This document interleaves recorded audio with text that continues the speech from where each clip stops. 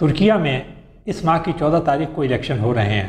یہ شاید اتفاق ہے کہ مسلم دنیا اور خطے کے دو اہم ممالک میں اسی سال انتخابات ہوں گے۔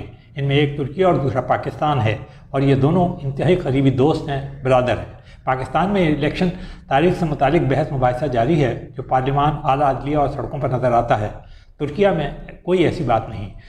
کسی نے نہ تو اپنے مطالبات منوانے کے لیے اسمبلی تحلیل کی، اور نہ یہ سوال پیدا ہوا کہ الیکشن کون کرائے گا۔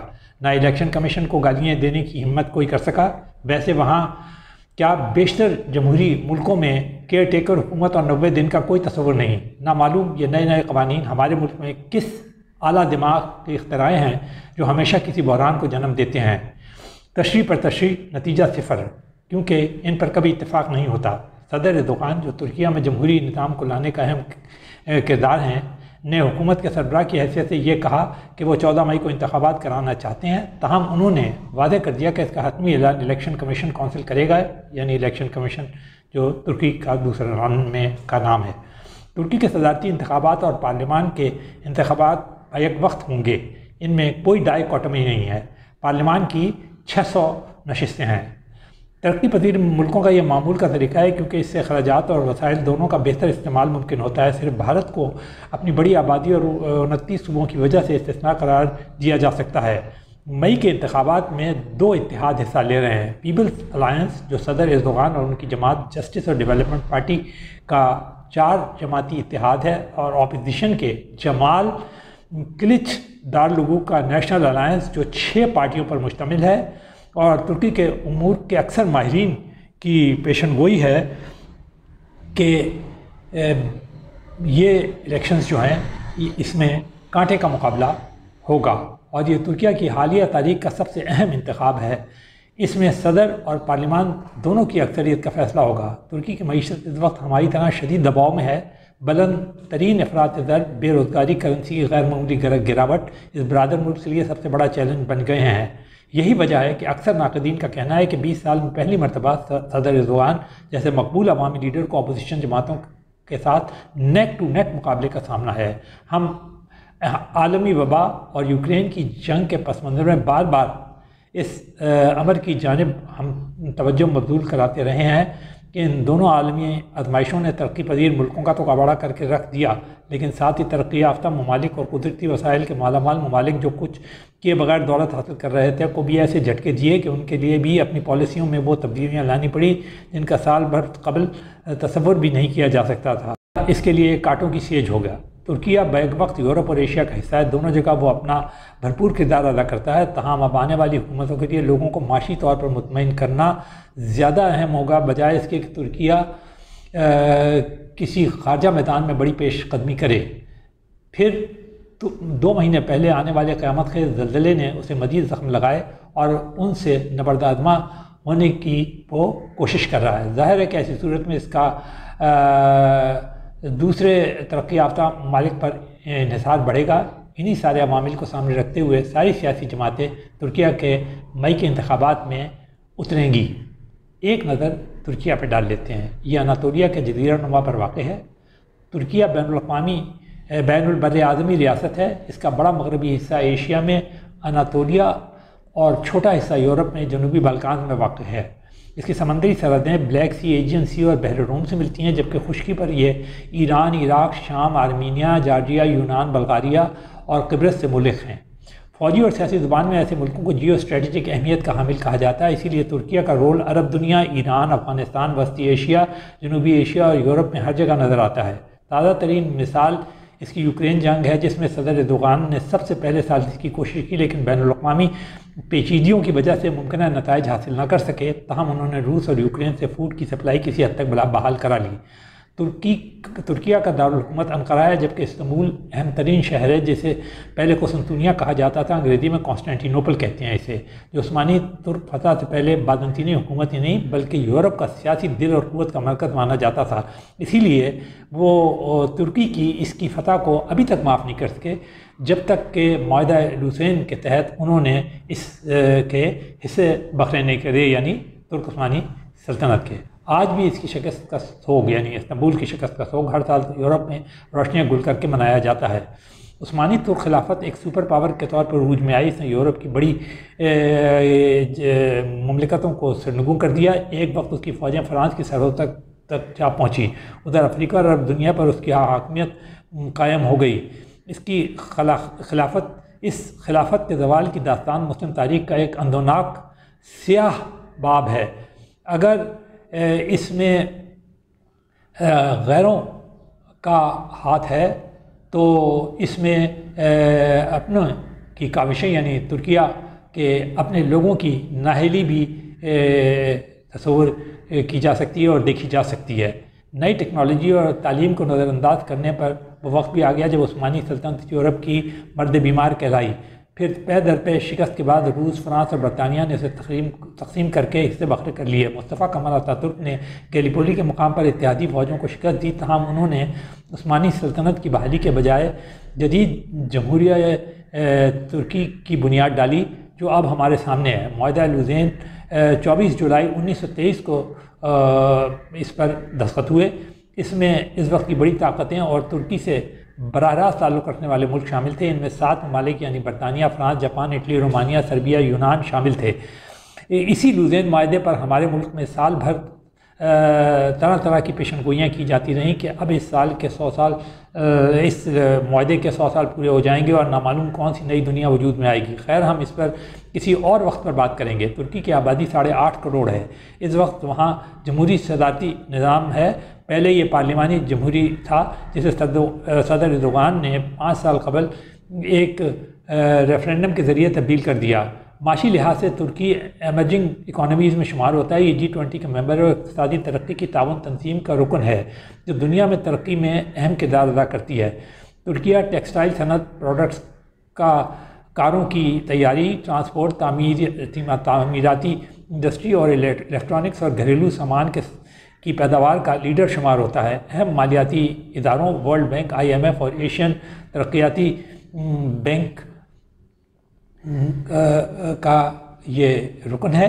2021 میں اس کی GDP گروتھ 11.1 تھی۔ 2022 میں اس کی برآمدات $254 بلین تھی اور آج درآمدات $364 بلین، یعنی $111 بلین کا خسارہ ہوا ہے ان میں۔ 2003 سے 2023 یعنی 20 سال سے صدر ایردوغان اقتدار میں ہے۔ پہلے وہ 3 مرتبہ وزیر اعظم رہے اور ان کی party justice and development party سیاسی فخر پر چھائی رہی۔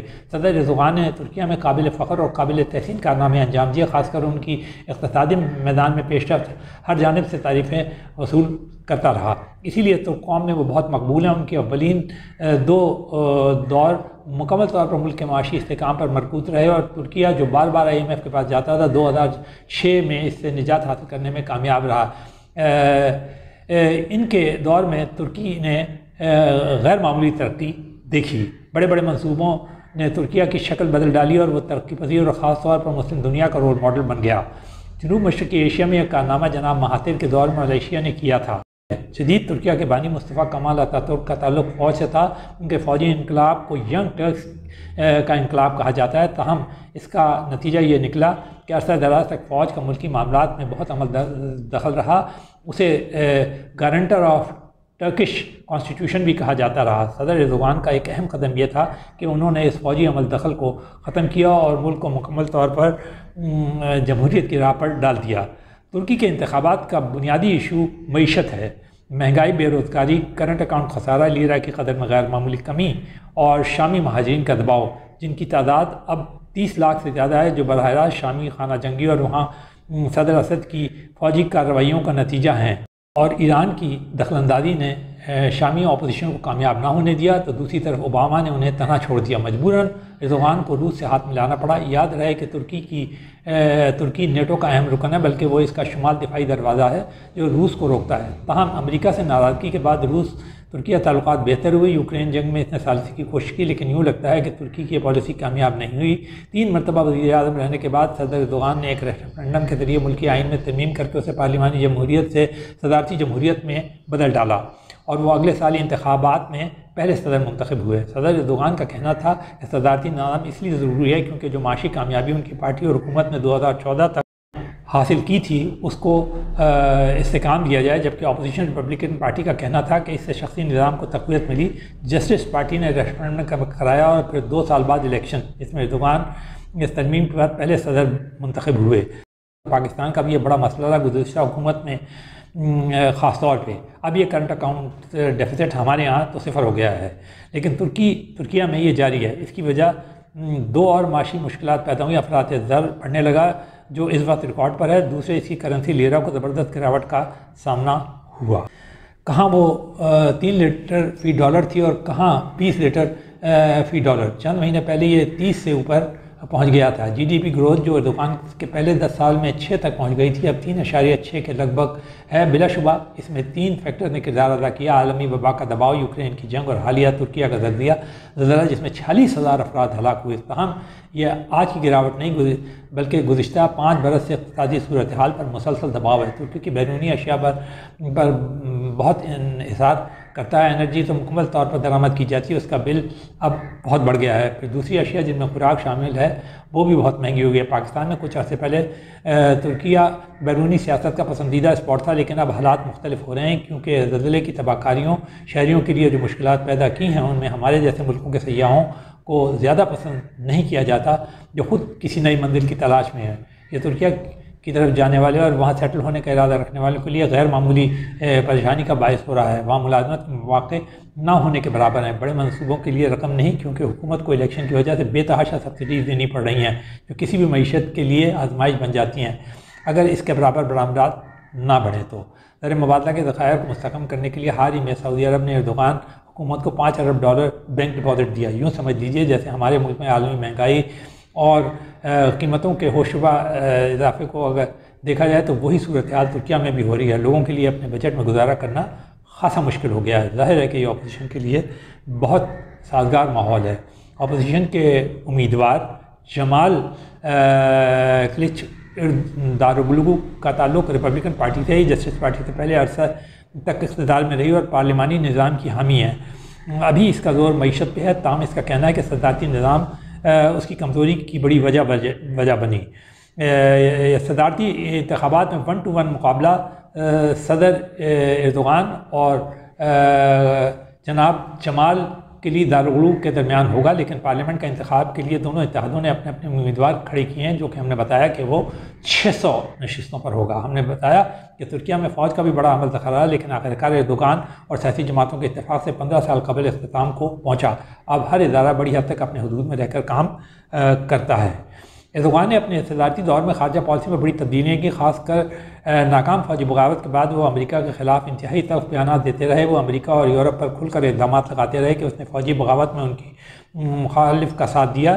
یورپ سے بھی وہ ناراض تھے کیونکہ انہیں یورپی یونین میں شمولیت میں ناکامی ہوئی۔ انہوں نے اسرائیل سے تعلقات تقریباً منجمد کر کے سفیر واپس بلا لیا اور فلسطین کوز کے بڑے چیمپئن بن کر سامنے آئے۔ روس سے دوستی کی، حالانکہ اس نے شام میں اسد حکومت کا ساتھ دیا اور بمباری کی۔ 5 لاکھ شامی مسلمانوں کا قتل عام ہوا، 1 کروڑ سے زیادہ بے گھر ہوئے۔ علاوہ ازیں سعودی عرب سے بھی ان کے تعلقات جو تھے وہ نچلی سطح کو چھونے لگے جب انہوں نے ولی عہد پر خاشقوگی نامی ترک نژاد صحافی کے قتل کا الزام لگایا، لیکن اس کے بعد ان کی معاشی پالیسی میں بڑے منفی اثرات مرتب ہوئے۔ ایردوغان نے 2 سال پہلے اس پالیسی سے واپسی اختیار کی۔ اب وہ نیٹو کو فعال رکن ہیں۔ یوکرین جنگ میں ان کی ثالثی اور اس کے اہم اجلاسوں میں شرکت کی، اسرائیل سے تعلقات بحال کیے، سفیروں کا تبادلہ کیا۔ اسرائیلی وزیر اعظم نے انقرہ کا دورہ کیا، پھر سعودی عرب خود ایردوغان گئے اور تعلقات بحال کیے۔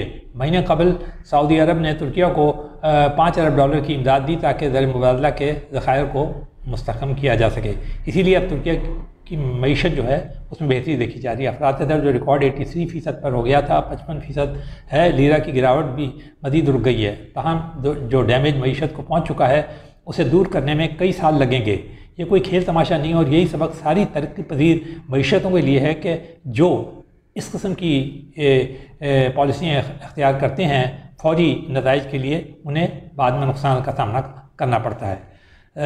ترکیہ دنیا کا ایک اہم ملک ہے، وہ سپر پاور کے درجے پر فائز رہا، یورپ پر گہرے اثرات مرتب کیے، عرب دنیا اور مشرق وسطیٰ میں اسے اہم مقام حاصل ہے۔ ترکیہ کے صدارتی انتخابات کے نتائج ساری دنیا کی توجہ کا مرکز بنے ہوئے ہیں۔ سب کو 14 مئی کا انتظار ہے۔